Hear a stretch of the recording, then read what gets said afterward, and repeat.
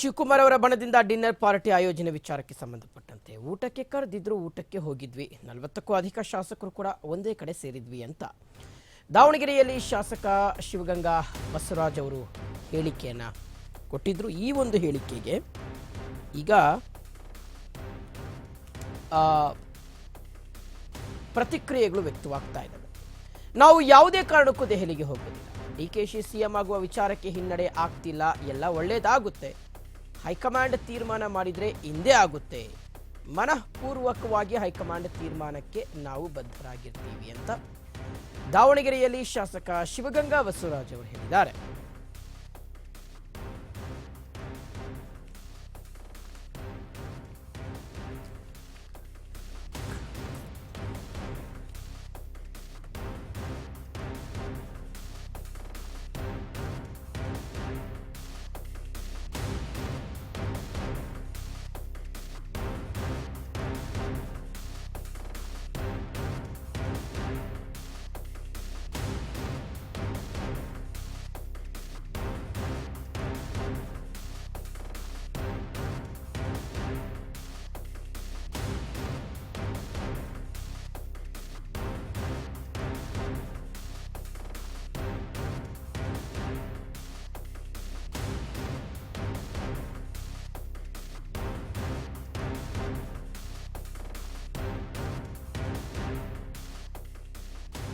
Okay, so ಮೊನ್ನೆ ಶಾಸಕರೆಲ್ಲರೂ ಸಹ ಒಂದು ಕಡೆ ಸೇರಿ ಏನು ಬರ್ತ್ಡೇ ಪಾರ್ಟಿಯನ್ನು ಆಯೋಜನೆ ಮಾಡಿದರು. ಶಾಸಕರೊಬ್ಬರ ಬರ್ತ್ಡೇ ಪಾರ್ಟಿ. ಇದಕ್ಕೆ ಸಂಬಂಧಪಟ್ಟಂತೆ ಆ ಒಂದು ಬರ್ತ್ಡೇ ಪಾರ್ಟಿಗೆ ಹೋದಂಥ ಅಂದರೆ 40 ಶಾಸಕರುಗಳ ಪೈಕಿ ಶಿವಗಂಗಾ ಬಸವರಾಜ್ ಅವರು ಸಹ ಒಬ್ಬರು. ಆ್ಯಂಡ್ ಇವರು ಡಿ ಕೆ ಶಿವಕುಮಾರ್ ಅವರ ಬಣದಲ್ಲಿ ಗುರುತಿಸ್ಕೊಂಡಿರ್ತಕ್ಕಂಥ ಲೀಡರ್. ಈಗ ಅವರೇ ಪ್ರತಿಕ್ರಿಯೆ ಕೊಟ್ಟಿದ್ದಾರೆ. ಊಟಕ್ಕೆ ಕರೆದಿದ್ರು, ಹಾಗಾಗಿ ನಾವೆಲ್ಲರೂ ಸಹ ಊಟಕ್ಕೆ ಹೋಗಿದ್ವಿ. ಅದೊಂದು birthday party, H C Balakrishna ಅವರ ಬರ್ತ್ಡೇ, ಹಾಗಾಗಿ ನಾವೆಲ್ಲ ಹೋಗಿದ್ವಿ. ನಾವು ಯಾವುದೇ ಕಾರಣಕ್ಕೂ ಸಹ ದೆಹಲಿಗೆ ಹೋಗೋದಿಲ್ಲ. ಅಂದರೆ ಒಂದು ಮಾತಿದೆ, ಈ ಎಲ್ಲ 40ಕ್ಕೂ ಹೆಚ್ಚು ಶಾಸಕರು ಆ್ಯಕ್ಚುಲಿ ಒಂದು ಕಡೆ ಸೇರಿರೋದೇ ಡೆಲ್ಲಿಗೆ ಪರೇಡ್ ಮಾಡಲಿಕ್ಕೆ, ಡೆಲ್ಲಿಗೆ ಹೋಗಿ ಹೈಕಮಾಂಡ್ ನಾಯಕರ ಮುಂದೆ ಪರೇಡ್ ಮಾಡಲಿಕ್ಕೆಲ್ಲ ಕೂತ್ಕೊಂಡು ಚರ್ಚೆ ಮಾಡೋರೆ ಅನ್ನೋ ಬಗ್ಗೆ ಒಂದು ಮಾತು ಹರಿದಾಡ್ತಾ ಇದೆ. ಸೊ ಅದ್ರ ಬಗ್ಗೆ ಈಗ ಶಿವಗಂಗಾ ಬಸವರಾಜ್ ಅವರು ರಿಯಾಕ್ಟ್ ಮಾಡಿದ್ದಾರೆ. ನಾವೇನು ಡೆಲ್ಲಿಗೆ ಹೋಗೋದಿಲ್ಲ.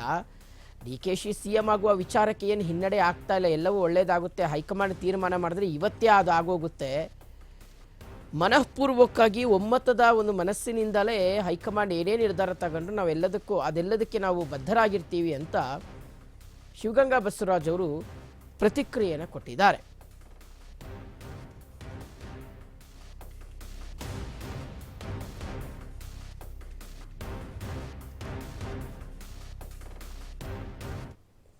ಹೋಟ್ಲಲ್ಲಿ, ಮನೇಲಲ್ಲ, ಹೋಟ್ಲಲ್ಲಿ ಅವ್ರು ಊಟಕ್ಕೆ ಕರೆದಿದ್ರು. 28 ಇವತ್ತಿರ್ಬೇಕು ಅವ್ರ ಬರ್ತಡೇ. 2 ಡೇಸ್ ನೆನ್ನೆ ಇರ್ಬೇಕು. ಒಂದಿನ ಮುಂಚಿತವಾಗಿ ಊಟಕ್ಕೆ ಕರೆದಿದ್ರು. ಬರ್ತಡೇ ಆಚರಣೆ ಮಾಡಿದ್ವಿ, ಊಟಕ್ಕೆ ಸೇರಿದ್ವಿ. ಅದ್ರಲ್ಲಿ ವಿಶೇಷತೆ ಏನಿದೆ? ನೀವ್ ಯಾಕೆ ಎಷ್ಟು ಗಾಬರಿಯಾಗಿ ಓಡ್ ಬಂದಿರಲ್ಲ?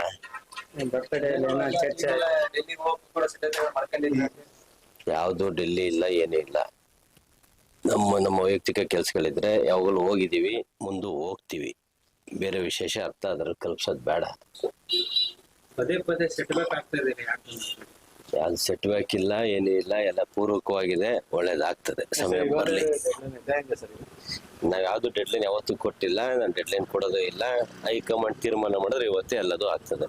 ಹೋಟ್ಲಲ್ಲಿ, ಮನೇಲಲ್ಲ, ಹೋಟ್ಲಲ್ಲಿ ಅವ್ರು ಊಟಕ್ಕೆ ಕರೆದಿದ್ರು.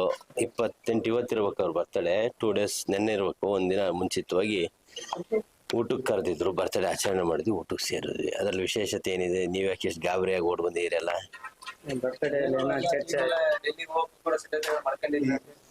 ಯಾವ್ದು ಡೆಲ್ಲಿ ಇಲ್ಲ, ಏನೂ ಇಲ್ಲ. ನಮ್ಮ ವೈಯಕ್ತಿಕ ಕೆಲ್ಸಗಳಿದ್ರೆ ಯಾವಾಗಲೂ ಹೋಗಿದೀವಿ, ಮುಂದೆ ಹೋಗ್ತೀವಿ. ಬೇರೆ ವಿಶೇಷ ಅರ್ಥ ಅದ್ರಲ್ಲಿ ಕಲ್ಪಿಸೋದ್ ಬೇಡ. ಪದೇ ಪದೇ ಸೆಟ್ ಬ್ಯಾಕ್ ಆಗ್ತಾ ಇದೆ. ಯಾವ್ದು ಸೆಟ್ ಬ್ಯಾಕ್ ಇಲ್ಲ, ಏನೂ ಇಲ್ಲ. ಎಲ್ಲ ಪೂರ್ವಕವಾಗಿದೆ, ಒಳ್ಳೇದಾಗ್ತದೆ. ಸಮಯ ಬರ್ಲಿ. ನಾವ್ ಯಾವ್ದು ಡೆಡ್ಲೈನ್ ಯಾವತ್ತೂ ಕೊಟ್ಟಿಲ್ಲ. ನಾನು ಡೆಡ್ಲೈನ್ ಕೊಡೋದು ಇಲ್ಲ. ಹೈಕಮಾಂಡ್ ತೀರ್ಮಾನ ಮಾಡಿದ್ರೆ ಇವತ್ತು